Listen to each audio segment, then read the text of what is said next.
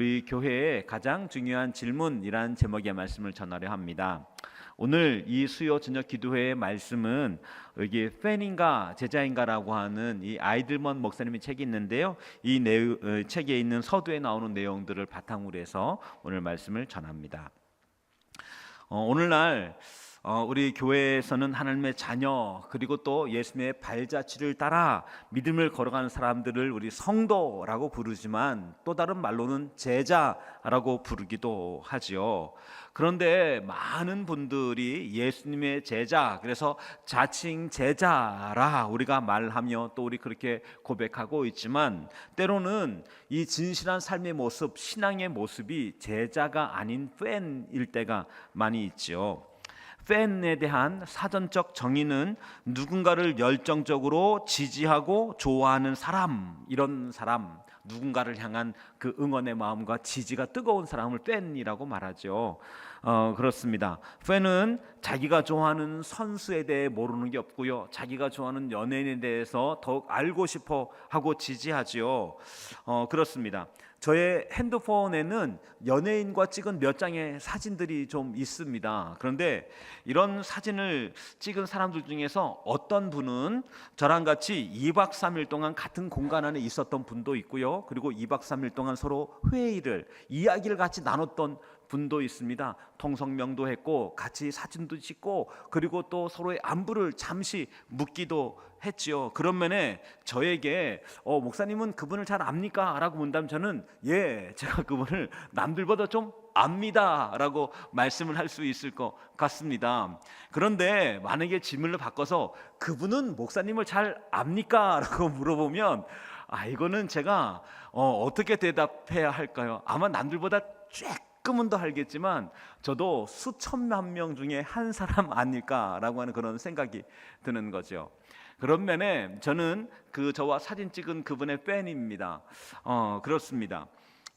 저에게는 이렇게 스쳐 지나가면서 찍었던 그 현장과 찰나의 순간들이 있지만 저는 그 사람을 신문 기사를 통해서 또 그 사람에 대한 관심으로 어떤 작품에 나왔었는지 또 어떤 멘트를 했었는지 머릿속에 다양한 기억이 있지만 그분이 저를 알까라고 생각해 볼 때 이 기억이나 하실까라고 하는 그런 생각을 갖게 되는 것이죠. 이런 면에서 팬과 그리고 이 스타와의 만남, 이 사이에는 무언가 알고 있는 것 같지만 인격적인 관계가 있는가라고 생각해 볼 때 그 부분에 대해서는 대다수 미심쩍거나 아니면 전혀 대답을 할 수 없는 경우가 있죠. 그런데 이런 질문을 이렇게 드리게 된다면 우리 성도님들은 마음들이 어떤 한편은 좀 불편할 수도 있는 질문입니다. 어떤 것이냐면 우리 성도님들은 예수님을 잘 알고 계십니까? 라는 질문이죠. 그리고 또 다른 질문은 예수님의 진짜 참 제자이십니까? 라고 하는 질문도 마찬가지입니다. 언뜻 생각하면 다 예스라고 말할 수 있는 대답이지만 더 깊은 곳에서 더 깊은 곳의 질문들을 하나하나 나눠가게 된다면 이 질문은 어딘지 모르게 마음 한편이 불편해질 요소가 있는 거지요. 많은 사람들이 예수님을 잘 안다라고 생각을 합니다. 제자라고 말합니다. 그 이유는 무엇일까요? 교회 다니기 때문에 그렇습니다. 설교를 자주 듣기 때문에 그런 것이죠. 혹은 부모님이나 혹은 또 할머니, 할아버지가 또 교회에 열심이었던 성도님이기 때문에 그렇기도 합니다. 때때로는 설교가 끝나갈 즈음에 손을 들며 기도하고 뜨겁게 기도했던 그런 기억이 있기 때문에 그렇기도 한 것이죠. 그리고 교회의 주소록에도 그분의 이름이, 그분의 연락처가 남겨져 있기 때문에 그렇기도 하지요. 또 어렸을 적에는 성경학교라든지 혹은 성경 캠프, 이런 다양한 캠프에서 한때 열심히 했었던 그런 흔적들이 있는 것이죠. 그리고 가장 결정적인 건 핸드폰입니다. 핸드폰의 벨소리가 이렇게 찬송가인가 어떤가, 이런 것들이죠. 그렇습니다. 이런 다양한 이런 표지를 통해서 나는 예수님을 잘 안다, 나는 예수님의 제자다라고 우리는 생각할 하는 것이죠. 그리고 우리는 신도 예수님을 따르는 믿음의 사람들이라고 생각하는 것이죠. 그런데 이와 같이 우리가 생각하게 될 때 어쩌면 이 제자의 심대한 의미, 그 깊은 부분을 다 아는 것이 아니라 어쩌면 일부분일 수 있는 것이고, 예수님에 대해서 역시 우리는 일부분 혹은 부분만 우린 알고 있고 그 부분에만 참여하는 신앙일 수도 있는 것이죠. 왜냐하면 성경은 저희들에게 섬뜩한 메시지, 등골이 오싹한 메시지, 이게 사실이야 라고 할 만한 메시지가 담겨져 있기 때문에 그렇습니다. 그것은 우리가 예수님의 제자, 내가 예수님을 잘 안다고 자처하였어도 어느 한 날 예수님 앞에 다다르게 된 날, 하나님의 백보자 심판 앞에 가게 된 날, 우리 예수님께서 나는 너를 모른다 라고 말할 수 있는 이 경고가 마태복음 7장에 나와 있기 때문에 그런 것이죠. 우린 모두 하나님 앞에 서게 될 것입니다. 그런데 그 앞에 섰다가 어느 한 날 나는 너를 모른다, 썩 물러가라 라고 하는 이런 호통을 듣게 된다면 이건 정말 등골 오싹한 그런 순간들 아니겠습니까? 그럼에도 불구하고 성경은 이 메시지를 정확하게 전해주고 있지요. 교회에 다닌다고, 그리고 또 우리 예배를 열심히 드린다고, 혹은 헌금 생활을 잘 한다고, 교회에서 봉사를 열심히 한다고, 때때로는 남다른 헌신과 또 우리 손들어서 또 주 앞에 어떤 믿음의 고백을 했을지라도 주께서는 모른다라고 말할 수 있는 표지가 성경에 기록되어져 있는 것이죠. 여러분, 오늘 우리가 읽은 본문의 말씀 가운데도 66절은 이렇게 말합니다. 그때부터 그의 제자 중에서 많은 사람이 떠나가고 다시 그와 함께 다니지 아니하더라 라고 말하고 있지요. 여기 보니 이 사람들은 어떤 사람들이었을까요? 예, 디베랴 언덕에서 예수님께서 오병이어의 기적을 펼쳤습니다. 사람들은 이 오병이어의 기적을 통하여서 너무나 놀라운, 너무나 감탄이 터지는, 그리고 너무나 기가 막힌 장면을 경험했던 것이죠. 누가 우리의 배고픔을 채워줄 것인가? 누가 우리를 만족시켜 줄 것인가? 누가 우리를 배부르게 할 것인가에 대한 그들의 궁극적 질문, 그들의 본질적 질문, 생존에 관한 굉장히 근본적 질문에 대해 예수님께서 답을 해주셨기 때문에 그렇습니다. 단순한 말로의 위로가 아니었었습니다. 정신승리가 아니었었습니다. 그들의 배가 실제 불렀고 그 실제 불러진 배를 서도 보라 보면서 그들은 감탄했습니다. 그리고 그들은 한쪽에서 어떤 한 사람 누군가가 외치기 시작했습니다.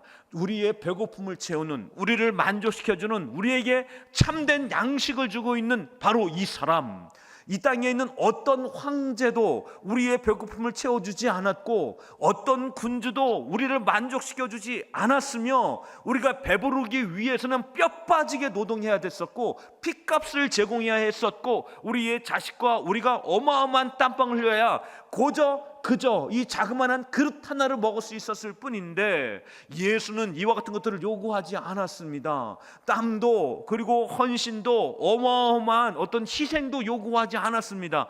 단지 하늘을 우러러서 감사기도 하였을 뿐입니다. 그런 그가 이 물고기 몇 마리와 떡 몇 조각으로 장정만 5,000명, 오늘 우리 전사님 설교했던, 새벽에 설교했던 장정만 5,000명, 만약에 거기에 여자 부녀들도 있었다면 함께 곱해 본다면 우리 1만 명 정도가 있는 사람들을 어찌 먹일 수 있는가? 이 놀라운 역사 앞에 사람들은 예수를 왕으로 세우자라고 하는 이와 같은 사람들의 움직임이 일어나기 시작했습니다.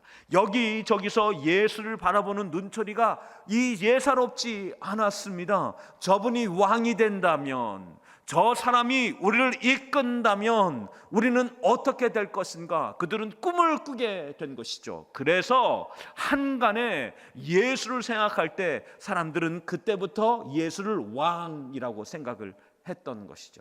그래서 이와 같은 예수님께서 그와 같은 사람들의 이 분위기를 감지하자 제자들을 황급히 서두릅니다. 그리고는 배를 빨리 대라 말합니다. 그리고는 저 갈릴리 바다 건너편으로 속히 건너가자 합니다. 그래서 이 사람들이 가버나움까지 예수님께서 배를 타고 건너가게 됩니다. 그런데 사람들이 이 행렬을 우리 놓치지 않습니다. 사람들이 이 어마어마하게 많은 사람들이 예수님께서 가버나움에 도착하자 그곳에 달려온 것이지요. 얼마나 열정적인 사람입니까? 얼마나 뜨거운 사람들입니까? 얼마나 어마어마한 운동력 있는 사람들입니까? 이 밤 해가 뉘어질 즈음에 예수님께서 이와 같은 오병이어의 기적을 베풀었던 것이죠. 그렇다면 그들은 밤을 새서 달린 것입니다. 멈추지 않고 달려간 것입니다. 예수 믿는 것에 그들은 그만큼의 어마어마한 헌신을 했던 것입니다. 그와 같은 그들, 이와 같은 사람과 다시 한번 가버나움에서 마주쳤습니다. 그때 예수님께서 이 가버나움까지 찾아왔던 그들을 향하여서 이렇게 말하고 있는 것이죠. 우리의 본문 바로 위에 구절입니다. 요한복음 6장 26절 말씀. 너희가 나를 찾은 까닭은 표적을 본 까닭이 아니요 떡을 먹고 배부른 까닭이로다 라고 말씀합니다. 이와 같은 우리 경고의 말씀을 하신 이후에 그들에게 생명의 떡이라고 하는 그 유명한 설교를 하십니다. 이 설교의 내용은 무엇이었을까요? 그것은 내 살을 먹고 너희들은 빵을 먹었느냐? 너희들은 내 살을 먹고 그리고 내 피를 마셔야 될 것이다. 내 살과 내 피를 먹게 될 때 마지막 날 너희가 내가 마지막 날 다시 살아나게 될 뿐만 아니라 너희가 내 살을 통한 참된 양식을 먹고 내 피에 참된 음료를 마시게 될 것이다. 그와 같은 사람, 그 사람이 바로 너희가 될 것이다 라고 하는 이런 이야기를 하는 것이죠. 사람들이 예수의 이 얘기를 듣게 된 것이죠. 예수님이 죽는다고, 그리고 또 예수님이 다시 살아난다고, 이 무슨 말인가 사람들이 어려워합니다. 그 사람들은 떠나가기 시작하는 것이죠. 사람들이 떠나가기 시작합니다. 그 앞에 이 밤을 새워 달려왔던 사람들이 그들이 생각했던 내일과 미래, 그들의 배고픔에 대한 희망을 불어넣어 주는 것이 아니라 생뚱맞게 자기의 살을 먹어라, 자기의 피가 음료가 될 것이다 라고 하는 이런 말씀을 전하시는 것이죠. 이 말씀은 복음의 완전한 내용이었습니다. 하지만 이 내용에 대해 이해하지 못했던, 이 내용을 받아들일 수 없었던 사람들은 그 자리를 떠나가기 시작합니다. 갑자기 사람들이 웅성웅성하기 시작합니다. 그리고 떠나가기 시작하는 것이죠. 그러자 예수님께서는 그 바로 옆에 있었던 제자들에게 묻고 있는 것이죠. 너희도 가려느냐? 선택해라. 너희도 가겠느냐? 선택해라 라고 말하고 있는 것입니다.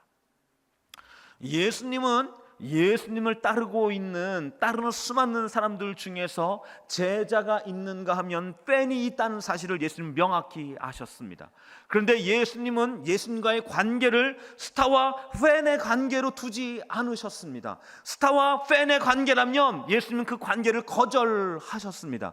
예수님은 오직 어떤 관계를 요청하셨습니까? 예수님과 제자의 관계만을 요청하셨던 것이죠. 여러분, 그런 면에 이 팬은 밤새워서 가버나움으로 달려왔던 것처럼 오늘날에도 팬은 교회 안에서 팬 역시 뜨거운 열정과 헌신과 수고로 모든 사람들에게 저 사람은 진실한 성도, 저 사람은 가슴 뜨거운 성도, 예수님의 참된 제자라고 말할 만한 이 행위적 수많은 표지들을 갖게 될 것입니다. 그리고 그런 표지들을 통해서 틀림없는 예수 믿는 사람이라고 사람들은 말하게 될 것입니다. 그렇다면 오늘 우리에게 가장 중요한 것은 무엇일까요? 예수님이 말씀하시고 있는 제자와 예수님의 관계의 중요한 표지는 무엇일까요? 그 표지는 우리 마태복음 말씀 가운데 있습니다. 마태복음 16장 24절 말씀입니다. 이에 예수께서 제자들에게 이르시되 누구든지 나를 따라오려거든 자기를 부인하고 십자가를 지고 나를 따를 것이니라 라고 말씀하였습니다. 여러분, 세상이나 사람들의 기준이 아닌 예수님의 기준은 무엇이었을까요? 예수님 말씀하시고 있는 스타와 팬이 아니라 예수님과 제자의 관계 속에 있는 우리 기준은 두 가지였습니다. 하나는 자기 자신을 부인할 수 있느냐, 부인하는 사람이냐, 두 번째로는 나를 십자가를 지고 나를 진실로 따를 수 있는 것이냐, 죽기까지 따를 수 있는 것이냐라고 하는 이 두 가지 표지를 예수님은 말씀했던 것이죠. 여러분, 그런 면에 오늘 우리는 이 땅을 살아가면서 수많은 사람들은 예수님과의 관계 안에서 우리 자신을 나는 제자다라고 사람들은 스스로를 말하고 스스로 생각합니다. 우리가 이처럼 말하게 될 때 무엇 때문에 당신이 예수님의 제자입니까? 당신은 진실한 성도입니까? 라고 물어본다면 우리는 종교적인 우리의 열심을 가지고 우리의 표지를 말할 수 있습니다. 저는 우리 이런 헌신이 있습니다. 내가 내가 이렇게 교회를 열심히 다니는데 내가 성도가 아니라면 도대체 누가 성도입니까? 라는 우리의 행위의 요소를 가지고 얘기할 수 있습니다. 그런가 하면 이것도 조금 매매하면 우리는 또 그처럼 얘기할 수 있습니까? 얘기할 수 있습니다. 나는 좀 부족하지만 내가 저 사람보다는 좀 낫습니다. 저 사람보다는 내가 좀 괜찮은 사람 아닙니까? 나는 괜찮은 신자 되려고 노력하는 사람입니다 라고 우리는 말할 수 있는 것이죠. 그런가 하면 그 밖에도 어떤 사람은 우리 굉장히 큰 교회에 다니는 성도이기 때문에 그 교회를 다니고 있기 때문에 성도라고 스스로를 말하는 것이죠. 나는 지금 우리 진실로 예수 그리스도를 믿으십니까? 라고 물으면 나 교회 다닙니다. 나 어떤 교회 다닙니다. 세상 사람들이 알만한 교회를 말하는 성도들도 있는 것이죠. 그런가 하면 우리 자기 아버지의 이름을, 자기 할아버지의 이름을 대시는 분도 있습니다. 우리 아버지가 목사였습니다. 우리 할아버지가 옛날에 선교사였습니다. 이런 이야기를 하시는 분들도 있는 것이죠. 장로였습니다. 권사였습니다를 말하는 분도 있는 것이죠. 그런가 하면 내가 성경을 내가 몇 번 읽었다고 얘기하시는 자기의 성경 지식으로 자기의 신자됨, 자기의 성도됨, 예수 그리스도의 제자됨을 말하는 분도 있는 것이죠. 그런데 예수님은 교파를 묻지 않았습니다. 예수님은 어떤 교회를 다니고 있는지를 묻지 않았습니다. 어떤 가문이며 그 가문의 역사 속에 누가 있는지를 묻지 않으셨습니다. 성경을 얼마나 많이 알고 있는지를 묻지 않으셨습니다. 새벽에 기도하고 있는지를 묻지 않으셨습니다. 예수님이 물으신 것은 무엇이었습니까? 자기를 부인하고 있느냐, 그리고 십자가를 지고 나를 따를 수 있느냐, 죽기까지 이 십자가와 함께 나를 따를 것이냐라고는 예수님의 표지는 명확했던 것이죠. 여러분, 그런 면에 자기를 부인한다는 것은 무엇입니까? 자기 자신의 중심성을 내려놓는 것입니다. 여러분, 우리 신앙생활 속에 우리 자신의 나 자신을 향한, 나 자신이 원하는, 나 자신을 채우기 위한, 나 자신을 위한 우리의 방법은 얼마나 많으며 얼마나 우리 집요하게 우리를 따라옵니까? 우리는 우리의 의로움을 내려놓을 수 있습니까? 나는 괜찮은 사람이 아니라고 하는 나의 죄성의 깊은 것에 대해서 우리는 공감하며 나는 험악한 죄인입니다, 오늘도 험악한 죄인의 삶을 살았습니다 라고 말할 수 있습니까? 나는 나의 방법과 자기의 식을 내려놓고 예수님 말씀대로 예수님의 방법이 무엇인지 그 고민 앞에 매일매일 고민하며 은혜를 구합니까? 자기의 계산을 내려놓습니까? 우리는 내일에 대한 계산, 우리의 삶에 대한 다양한 계산들을 우리는 내려놓고 있습니까?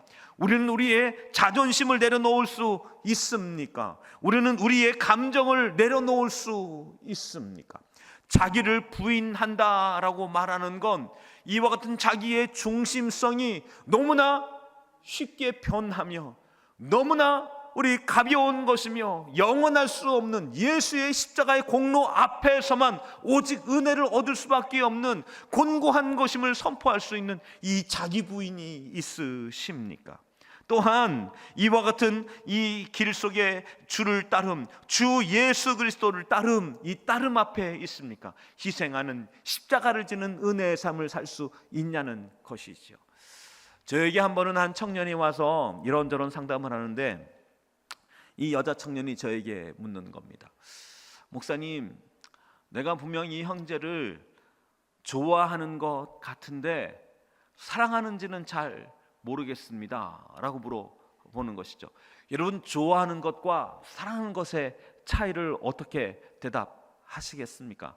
제가 곰곰이 생각해 보다가 가만 물어보았습니다. 이 두 친구가 장거리 연애를 하는 친구였거든요. 자매는 형제를 위해서 어떤 희생을 해보았습니까? 라고 물어보았습니다. 그닥 희생한 게 없더라고요. 늘 수혜받는 사랑의 관계 속에 있더라고요. 먼 거리에서 형제가 달려와서 그 자매에게 밥을 사주고, 그리고 우리 선물을 주고, 그리고 또 돌아갑니다. 그리고 또 어느 한 날 또 우리 이렇게 또 밤 또 이렇게 찾아와서 또 맛있는 걸 사주고, 우리 열심히 또 뭔가를 또 제공해 줍니다. 그런 수혜와 받음이 기뻤던 것이죠. 자기를 아껴주는 사람이 이뻤던 것이죠. 제가 말했습니다.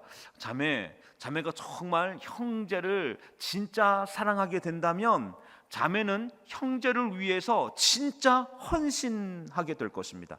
헌신할 때 사랑은 커지며, 헌신하게 될 때 당신은 진짜 형제가 당신에게 어떤 존재인지를 알게 될 것입니다 라고 이야기했습니다.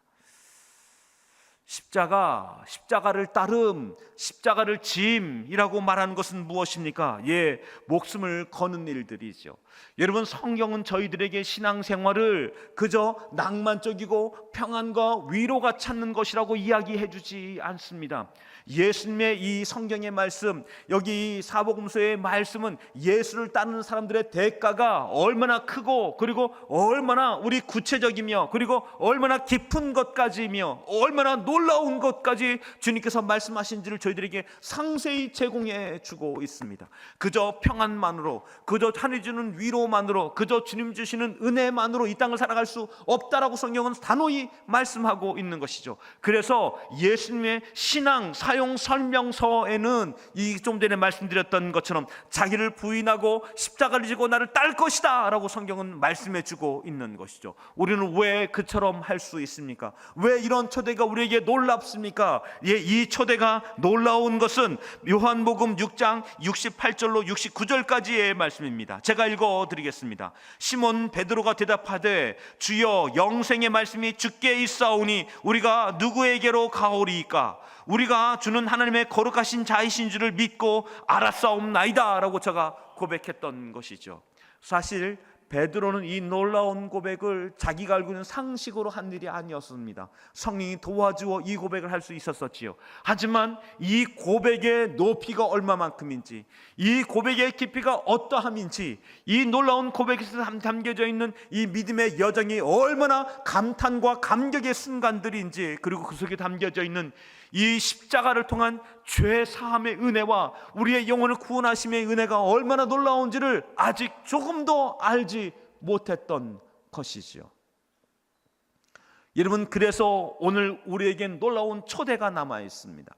여러분, 교회의 가장 본질적이고 가장 중요한 질문은 무엇입니까? 오늘날 우리 한국 교회의 문제는 무엇입니까? 오늘 한국 교회의 가장 심대한 문제는 무엇입니까? 가장 심대한 문제는 오늘 우리 목회자들이, 그리고 또 성도들이, 교회의 중요한 리더십들이 이 예수님과의 관계를 스타와 팬의 관계에 있느냐, 진짜 제자됨의 관계에 있느냐라고는 이 문제 아니겠습니까?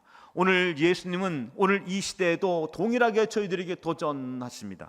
이것은 나이가 많고 적음이 문제가 아닙니다. 모든 사람들에게 나와의 관계가 팬과 스타의 관계냐, 아니면 참된 예수와 제자의 관계냐를 묻고 있는 것이죠. 교회의 영원한 숙제일 수밖에 없습니다. 이 숙제 앞에서 주님, 저희가 참된 제자가 되어져 가기를 원합니다. 그리하여서 우리의 자신이 날마다 부인되어지고 우리를 덮으시는 놀라운 은혜와 사랑을 덧입게 되어지고, 이 십자가를 지고 주를 따르게 될 때 십자가 속에서 그 은혜의 놀라움과 끝내 부활의 영광을 만나는 약속을 우리가 함께 붙들고 나아가게 될 때 참된 역사와 능력을 만나게 되어질 줄 믿습니다. 이와 같은 은혜의 삶이 세상적으로는 참으로 사람들이 이해할 수 없는, 사람들이 따라올 수 없는, 사람들이 도저히 그 방식을 도저히 사람들이 납득할 수 없는 방식의 삶이 되어지는 것이죠. 하지만 그 가운데 영원한 비밀이 감춰져 있는 것이죠. 영원한 감탄이 감춰져 있는 것이죠. 놀라운 영원히 상하지 않는 보상이 감춰져 있는 줄 믿습니다. 그 안에 놀라운 감탄과 은혜 만나가는 여정이 여러분과 저의 신앙생활 되어지길 주의 이름으로 축원합니다.